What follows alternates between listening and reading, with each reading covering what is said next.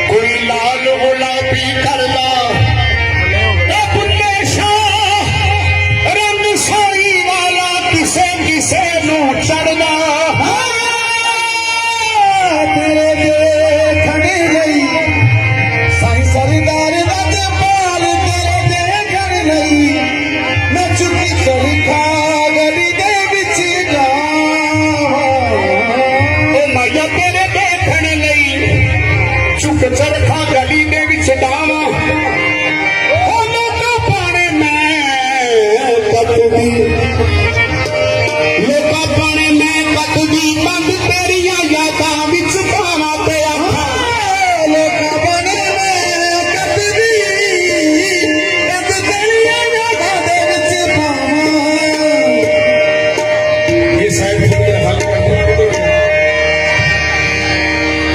नाले लुकना, नाले लुकना या सातो सन मखना ते नाले चोरी चोरी तकना।